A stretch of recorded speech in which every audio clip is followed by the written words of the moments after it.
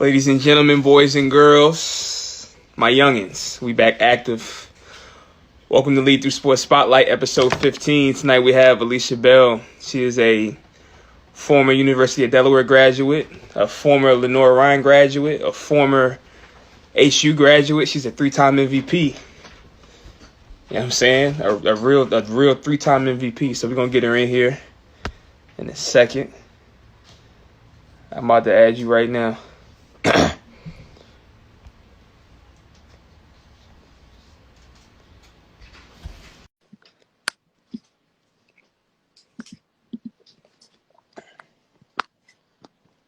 How's everybody feeling today, man? Alecia Bell, what's going on? Hello. How you feeling? No, I'm good. I'm good. And I'm joining you from my car because right after this, I got to get into practice. Oh, what time practice? So We're going to get you out of here. What time practice? I was gonna say you don't have to rush. Don't worry about rushing. Practice. I think it technically starts at 7:30. Technically. Uh-huh. I got you. So yeah. So that's why I'm in the car. I got you. It's all good. At least you got you up here. So how's life going for you right now? Life is great. It's still kind of surreal that I just graduated from my doctorate program, but I'm also kind of stressed a little bit Yeah. because what people don't know is once you graduate from your doctorate program of choice, specifically for physical therapy, you have to take a boards exam. So I'm technically studying to become a licensed therapist, so I can start. I like that. I like that. Yes. I like that. So it's a little bit stressful. Feels like I'm back in school again. I take that test in July. Yeah. And yeah, so hopefully by September I'm up and running. That's what's up. Well, good luck with all of that. Good luck with all of that. Thank you. Absolutely. And so you coaching basketball? Yes. So once I graduated from LR, I came back home, and that's when I started coaching with Woodside. So I was with Woodside as an assistant for like 3 years, Mm-hmm. and this is my first season. I'm assistant coach for Williams 16U A team. Tough. That's tough. Good stuff. Yeah. Who's on that team? 16. I don't think I know nobody. Jayla plays 17. So yeah. So 17 is the top team. That's Boo's team. So 16 and under is coached by Coach Jonathan Wilson, and I actually played with him when I was 15. Got So it's you. kind of cool coming back into the program and helping out and seeing where things are now. That's good stuff. Yeah, I know everything's shaping out for y'all. That's good. Yeah. So I see some new viewers out there. I just want to let everybody know what's going on, what this is about. So Lead Through Sport is a student-athlete development initiative plus a platform for me to highlight former athletes, current entrepreneurs, current entertainers, and just creators overall, and try to, tell their stories so we can help each other connect the dots, if that makes sense. We're just trying to become better people, trying to help the student-athletes leverage their athletic background and use it to when they get into the real world. Because, just like I know, a lot of these student athletes are lost, you know what I'm saying? So we're just trying to give back game and help them along the way, right? So I want to start off with some icebreakers. I just want to ask you, tell us a little bit about yourself. Tell us where you're from, just real light, because we're going to get into a lot of stuff. So just lightly tell us about yourself. Okay, so from Newport News, Virginia, born and raised. I have a younger sister, Alexis Yvonne. Hey, sis. Went to Woodside High School, and then, like you told everyone, I went to the University of Delaware for undergrad, Lenore Ryan for a master's program, and then Camp University. Yeah, that's just like quick synopsis of being around basketball since I was 8 years old. And how many sports did you play? How many sports did you play growing up? Growing up, so I was kind of one of those kids where how you put kids into all these rec league things. So like, I tried soccer for a day. I didn't like it. I really wanted to do the thing about me. I really wanted to be a cheerleader. My dad wasn't having it. He put me in basketball. I hated it at first, but I got good at it. So basketball kind of stuck, and then I did track in high school for 3 years. So yeah. So I guess and you don't give cheerleader vibes. You don't give cheerleader vibes. You know what I'm saying? I agree. But as a young girl, I really wanted to be a cheerleader. Really? Yes.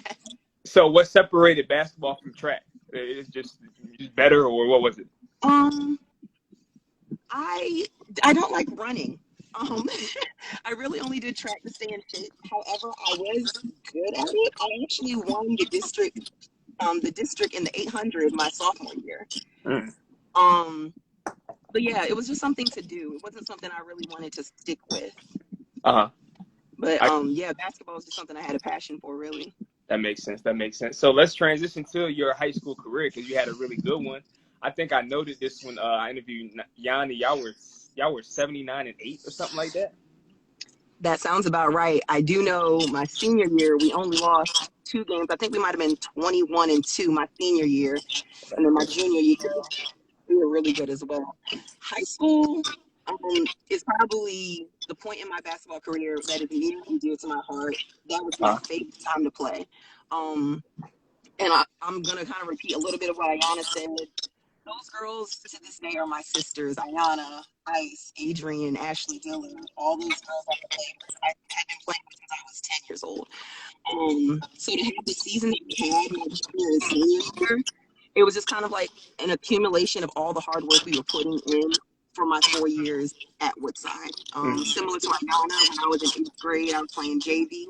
And after JV practices, Coach Talon would pull me over to practice with the varsity girls. mm-hmm. Then by my freshman year, I was starting on the varsity squad and started all 4 years.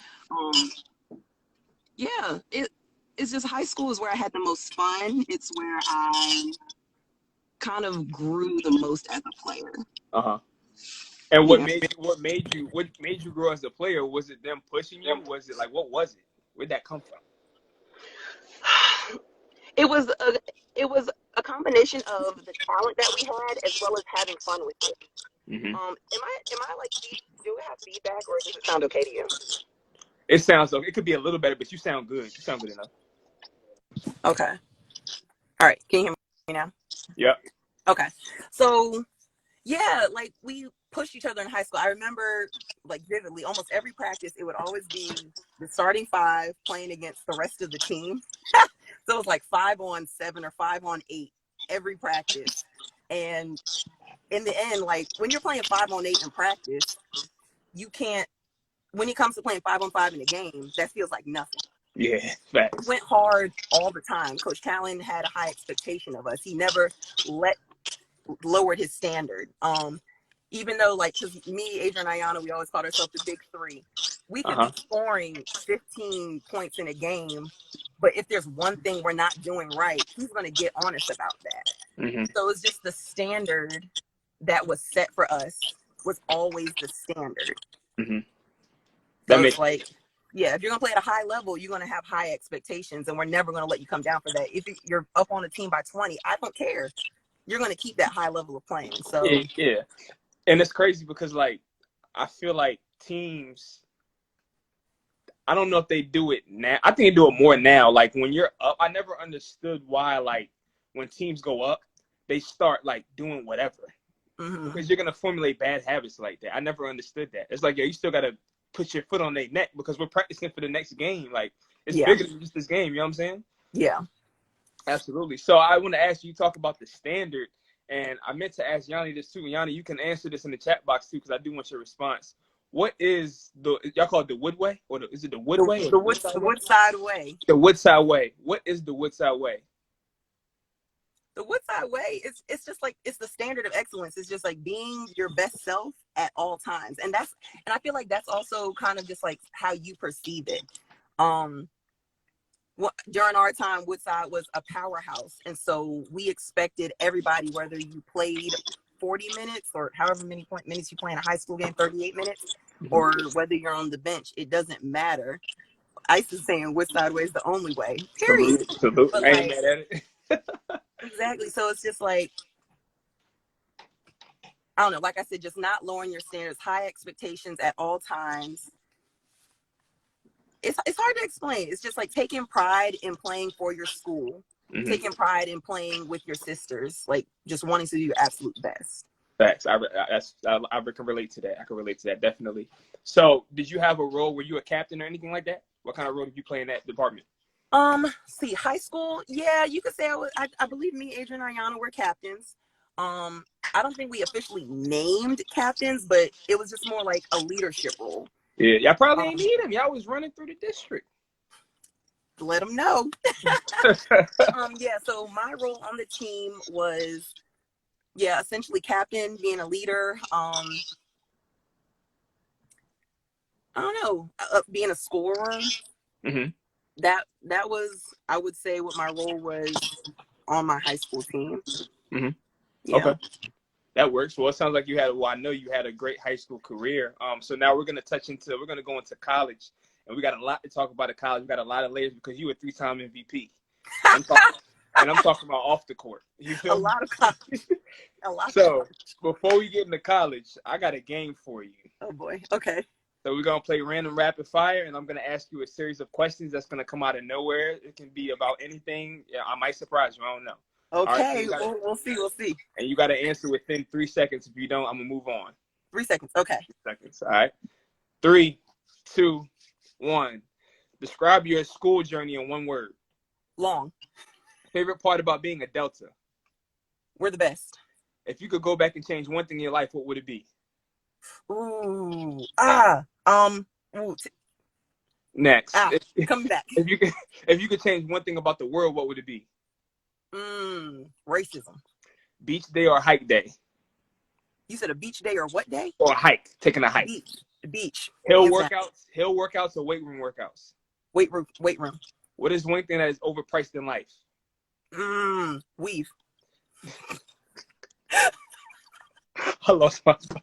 Do you think money makes a person happy in general? It can, but it shouldn't be the only way to make you happy. If you had 1 million to your name right now, what's the first thing you would do? Vacation. Bad boy or no limit? Ooh. Bad boy. Favorite artist of all time? Beyonce. Greatest artist of all time? Greatest artist of all time. Oh, that's a hard one. I'll give you 5 seconds. 4. Greatest artist of all time. Chris Brown. What's more entertaining, an actual comedy show or Twitter? Well, you kind of broke up on that one. Say it again. What's more entertaining, an actual comedy show or Twitter? Twitter. Fact. Who is involved in your favorite high school memory? Who is involved? Yeah, who's involved? My sister, Ayana, Ice, Adrian, Ashley. Yeah, those Who's the smartest person in your family? Me. Rate your life IQ on a rated from 1 to 10. My life IQ? Yeah. 8. And give us one quick life lesson that you've learned in the past year. Take advantage of all opportunities. I like that. Do you want to go a little deeper? So I did name Lexi. Sorry, she's commenting on that I didn't name Lexi. But I will expand on that. So within just, I will say from college in general, not just the past year, taking advantage of all opportunities. When it comes to networking, when stuff is there, especially if people go out their way to help you, take it. Even if, or maybe not take it, but at least inquire about it, because you never know what might come of it. Because I think recently someone was telling me, like, I wish I could remember the quote, but essentially it was, good things come to those who go for it, not those who wait.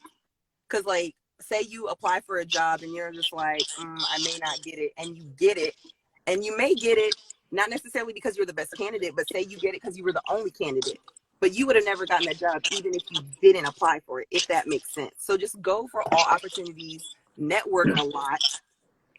Especially when it comes to basketball, there's so many opportunities that can be afforded to you because you meet so many people who know people.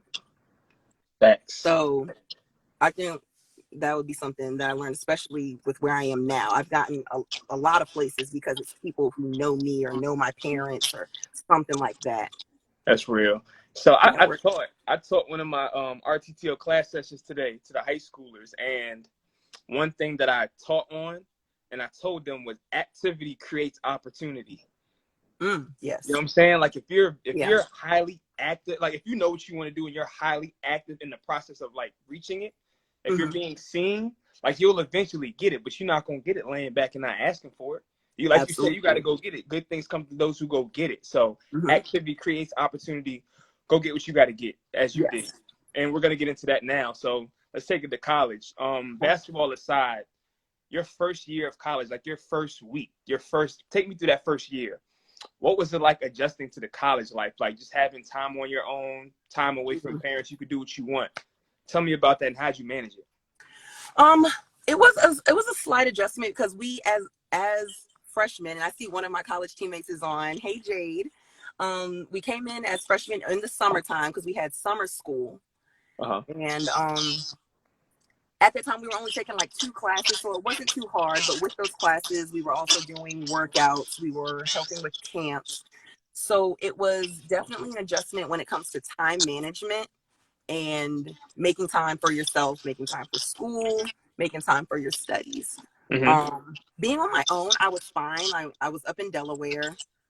So, I mean, that's like 4.5 hours from home. So I wasn't like homesick or anything. That wasn't too much of an adjustment. I don't know. I feel like I kind of blended into college life well. Like, I don't think it was too much of a shock for me, or I don't think it was, like, basketball aside, I don't think it was too much of a difficult adjustment for me. Mm-hmm. That's good. Okay, so you talk about time management adjustment. Now let's bring in the basketball aspect. We all know the life of a Division I college athlete is very, very hard, between weight room sessions, 2-a-days, film study, Mm-hmm. all of that good stuff, on top of having to pass tests, get good grades, maintain a GPA. What was like walk us through like some of the hardest times you came across just balancing both? I will say, because academically, once things got rolling, for sure with basketball, my freshman year was my worst year academically. Mm-hmm. Um, Why you I think mean, that was? I wasn't failing. Well, no, I failed chemistry. Maybe not failed. I got like a C or a D, which is failing. Mm-hmm. But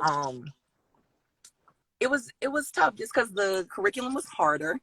When it comes to the adjustment of waking up for 6 a.m. workouts, then you have to immediately go to class. After class, you're immediately having practice right after class. Then you may have film, you may have lifting, and then you're not leaving the gym until 9 o'clock at night. Then you got to eat. The dining hall is closed, so now you're finding food somewhere, and then you got to go to your room and study. How old was I? 17, 18-year-old person. I want to go to sleep. Like, I don't want to stay up and do my work. So it was definitely an adjustment as far as discipline goes, and recognizing like this has to get done, because obviously if you're not making the grades, you don't keep your scholarship, you don't stay in school. Mm-hmm. So it's just more so an adjustment of adjusting to the workload, getting used to my schedule, and just kind of focusing on my end goal. Mm-hmm. Absolutely. Mr. Olsen 23 said, then you got to hit the bar. Oh wow, David yeah, he 23, was at oh my God, Delaware. He was at first, Delaware with me too. first semester was the worst. Okay, so I told them in the comments that they have any questions, they can go ahead and ask them so we can answer them. So I have one right here. Who's one of your biggest role models? That's a good one. Ooh, biggest role model. I would say one of my role models would be my dad. And I probably haven't told him this, and I'll have to tell him this, but he is one of the most involved people, especially like in this area, that I know. He's had single-handedly one of the biggest roles in pushing me growing up, because obviously he's my father, but like he just has a no nonsense policy when it Mm-hmm. comes to school, basketball. Growing up, he would always in the summer make me and my sister, like we were in middle school, we would come downstairs and we would see on the kitchen table a clipboard with a piece of paper on it. We had to make 100 free throws, write down how many we made. We had to shoot at these 5 spots that we had spray painted on the driveway and record how many shots we made. And I used to hate that. I used to hate going downstairs and seeing that on the table. But he has a method to his madness, and I'm forever thankful for how much he pushes me. Even though in the moment it may not be what I want, but and looking back, it's something that I'm thankful for. Salute, Pops. Definitely go tell him that today. Go tell I him. will. So we got a couple more. Favorite basketball moment? Favorite basketball moment. My favorite basketball moment, I will say, is the most memorable. Well, most memorable would be between just high school, like my junior, senior year. But for most college athletes, obviously the NCAA tournament is a big deal. So my freshman year, we actually won our conference tournament, and then we made it to the Sweet 16 in the NCAA tournament. To get there, we beat UNC Chapel Hill and West Virginia on our home floor. So that was very cool to do that, because I'm a freshman. I didn't play, but being a freshman, growing up watching the NCAA tournament, we went to UConn for the Sweet 16. We didn't play UConn, we played Kentucky. But just to be in that setting as a freshman was just like mind-blowing. I bet. We're going to get to some of these questions towards the end, so I'm going to save them for the end. So let's get back into our conversation. So tell me, what kind of lessons did you learn within your program at Delaware? Lessons that I learned at Delaware. Yeah. Some lessons that I learned, I would say, is resiliency. That's a good one. I will say that because, well, for one, coming out of high school, I obviously was one of the better players. Then you get to college, everyone is a great player. So my role went from scorer, they need me out there, to essentially freshman year, I was always on the bench. Sophomore year, I was on the bench, got playing time here and there. So it was more so finding my role and learning to adjust. And that's one thing that I try to preach to our players these days. I wasn't getting the playing time I was used to or that I wanted, so I learned to adapt to a new role. I became more of a defensive player. And I was fine with that. That if defense is what's getting me on the floor, then I'm going to be the best defender I can be. Just being flexible and adjusting, not being upset that things aren't going my way, or not being upset, oh, I'm not getting playing time, coach has something against me. That's not the case at all. Yeah. You are an ultimate team player, yo. Because a lot of people that are big time scorers going to college, and when they don't get the minutes, they start crying and lying, and then they bringing everybody else down. Then the locker room is out of whack. And it's players and people like you that make programs and businesses or whatever it is, you make things around you better. Yeah. And we need more people and players and, just people like that. That's salute to you for that. I'm pretty sure things could have went left. They could have, but yeah. It's just all about your mindset, really. I feel that. So now let's get to this 3-time MVP. Let's break down your MVP years. Okay. So your first year when you graduated undergrad, tell us about, just the excitement of getting that first degree. Because I'm pretty sure you already knew you was going for 2 more.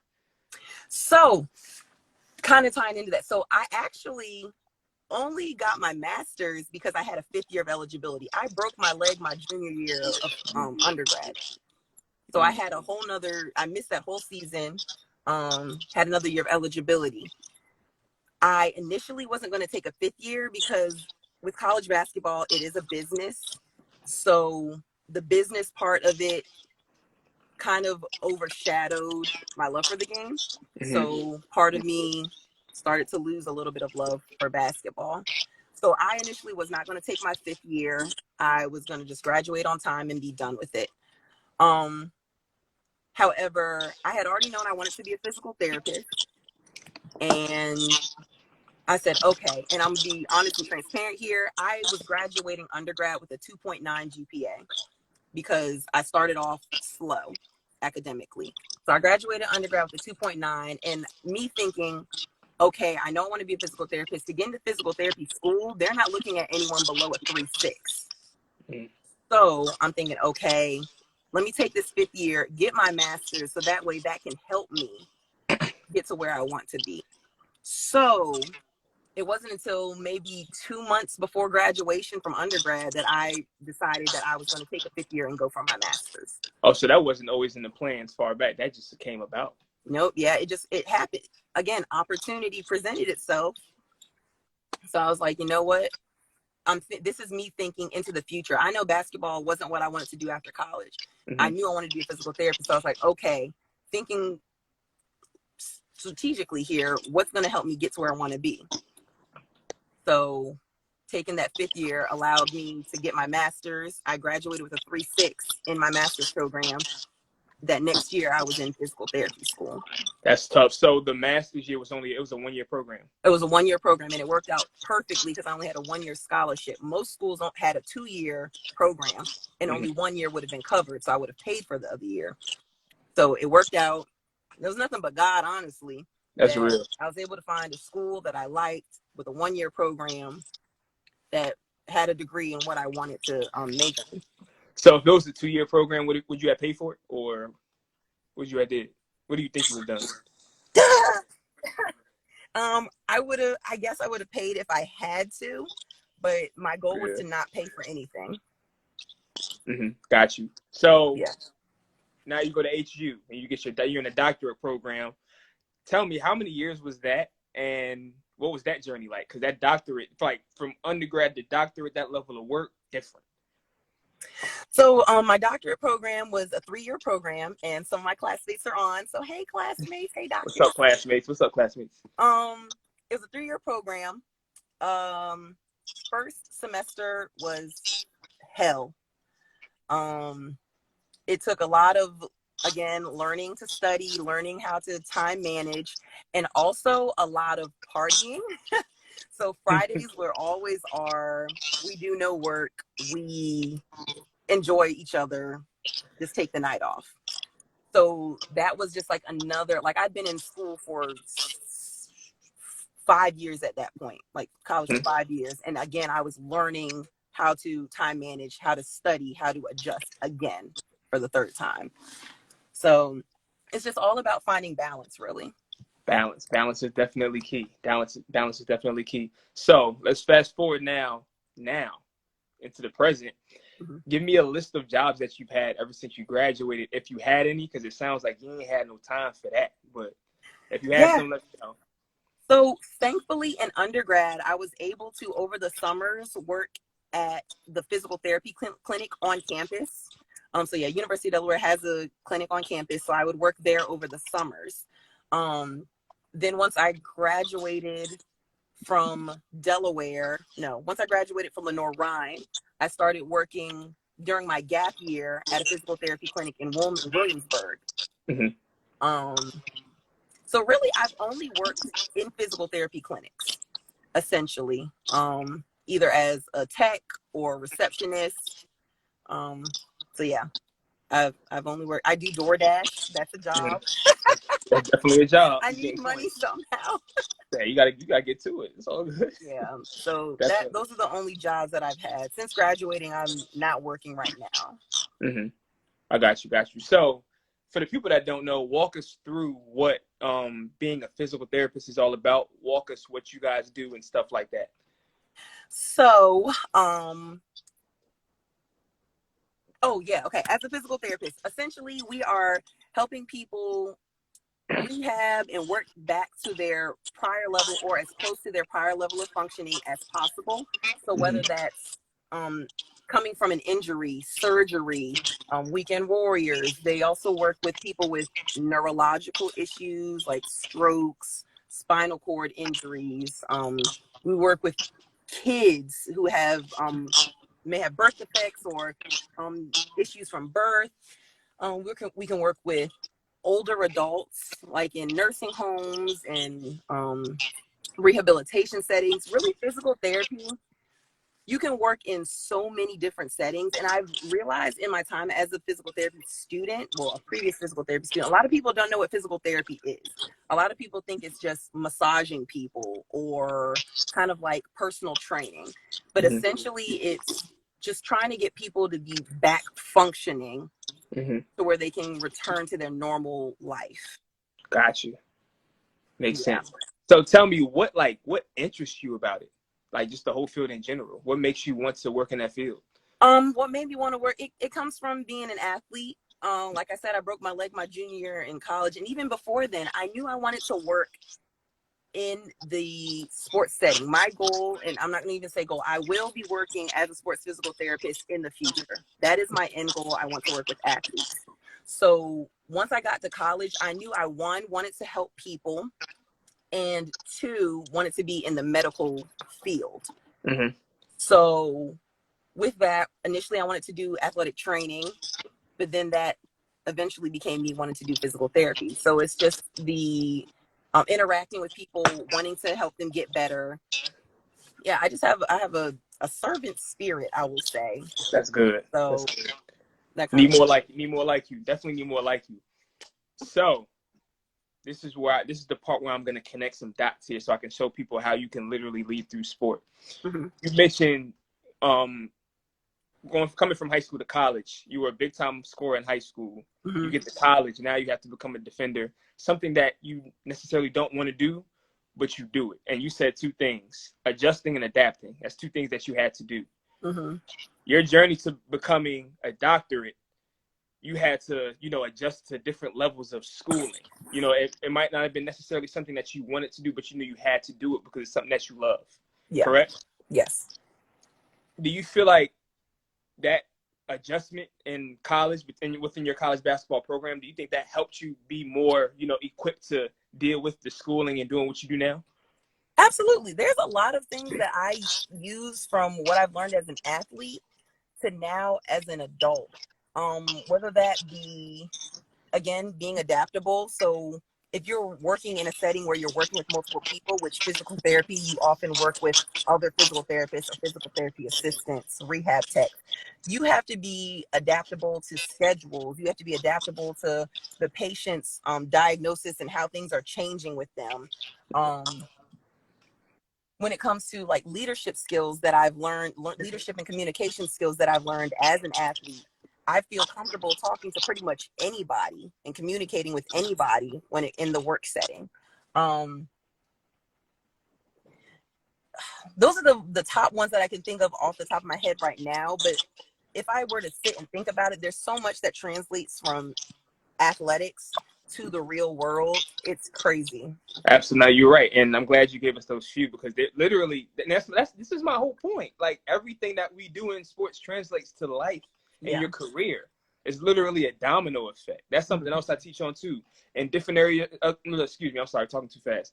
In different areas of your life where you're forming bad habits, those habits eventually creep into other areas. Yes. You know what I'm saying? So we got to check our habits. We got to check how we're dealing with people, check how we're dealing with our situations because, it shows up everywhere. Yes. So last thing, what advice would you have for a student athlete coming up, that might follow a similar path as you? What advice would you give to them? I would say, for one, be open to teaching. There are people, and that's part of the reason why I went back to Woodside as a coach. That's part of the reason why I'm now helping with the AAU program that I was playing in. I want to be able to take my experiences and things that I've learned and give them back and help girls so they can have the tools like I did. When I was at Woodside, we would always have the apprentice school girls, their basketball team would always practice against us on Saturdays. Mm-hmm. So anytime they gave us information or knowledge or any advice, we were listening to that. So we had college players coming back telling us, this is what's going to happen in college. This is what you should be doing with that. So just being open and receptive to when people who have been in your shoes are giving you advice, it's only to help you. It may sometimes as a coach come off as critiquing and like being hard on them, but no, we want you to be just as successful. So I'll say being open to teaching. I don't know, and just don't close yourself into a box, essentially. Good one. Kind of when you get closed-minded and you're focused on one thing too much, you're not going to be able to see past what you're looking at, because there could be more for you, and what you're looking at might not be for you. Facts. So, yeah.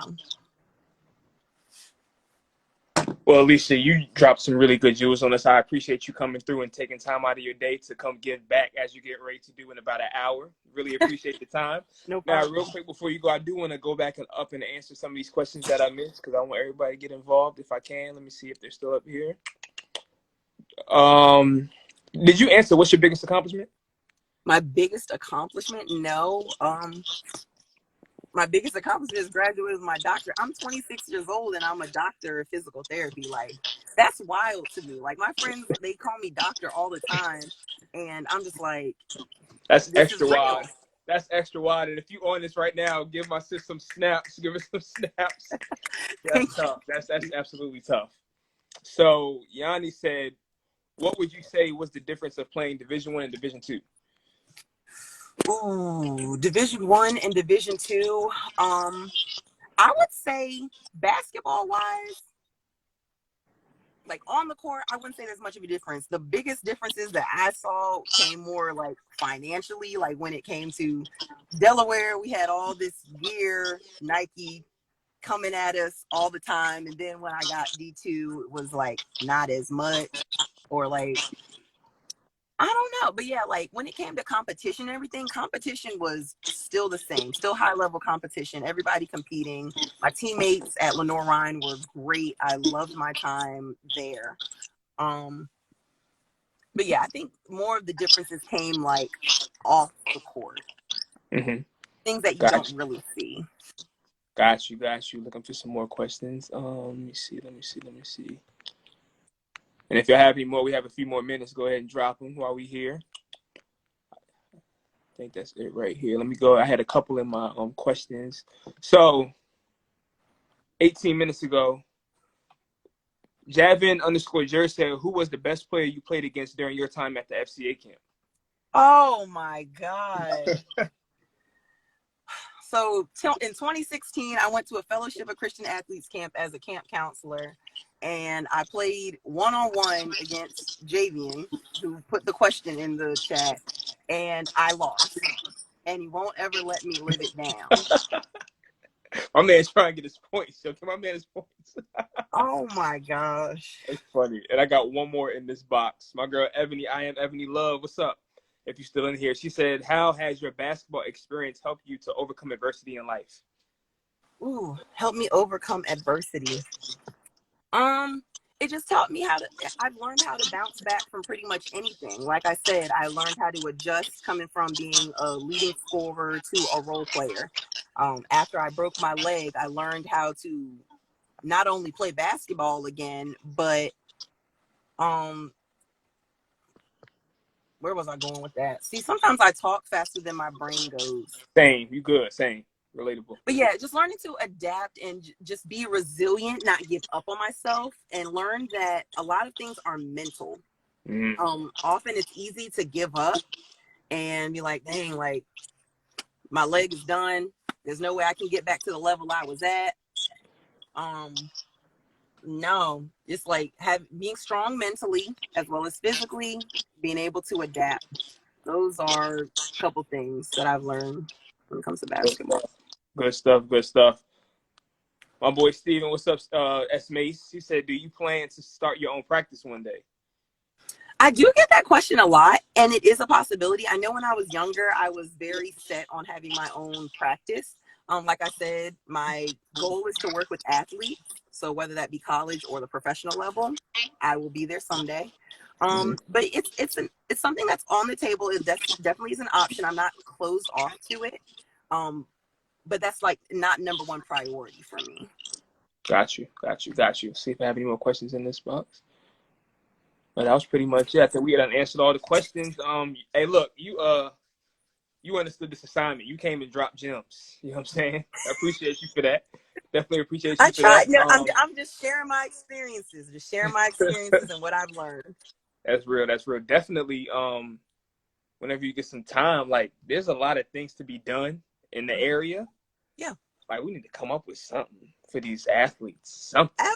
And I'm all for it. That's why I've been helping and giving back to these young girls who are where I used to be. A couple of people have reached out to me before about wanting to do things regarding athletes. I don't want to tell what their plans were and everything. But I am all for helping the youth of Newport News, Hampton, the 7 cities, because this is the area that I was born and raised in as a young Black athlete.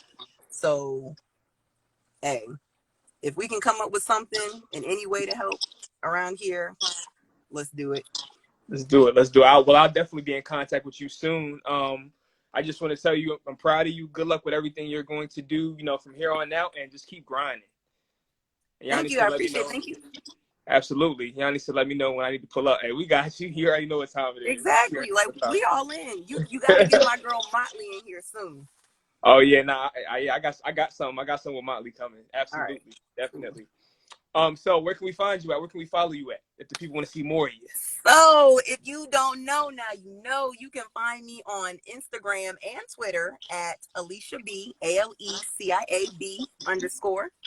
I don't get on Facebook pinned it. that It's right often. there on the pin too, so I pinned it already. There we go. But yeah, I don't get on Facebook often, but I'm Alecia Bell on Facebook. And that's all I have. I have Clubhouse, but I don't really get on there often. But it's easier to reach me on Instagram or Twitter. Got you. Well, for those of you who are new and don't follow me, go ahead and follow me at tscotty _. Go ahead and follow my life development page at _rise to the occasion for all things life development. I'm a career coach helping millennials and Generation Z with career success through strategic planning and accountability. So holla at me for that. And yeah, let's just have a good time. We can chop it up anytime. Keep in mind, I do this every Thursday. So I got somebody next Thursday. We're going to do this until I get tired. And I probably won't get tired. Get tired. No, I won't be tired from the 7-5. We built for this. Exactly. So I appreciate everybody tuning in. Y'all tune in with me next week. And Alecia, again, I appreciate you. We'll link. Thank you for having me. I had fun. Anytime, me too. See you later. All right. Thanks for tuning in, y'all. Bye.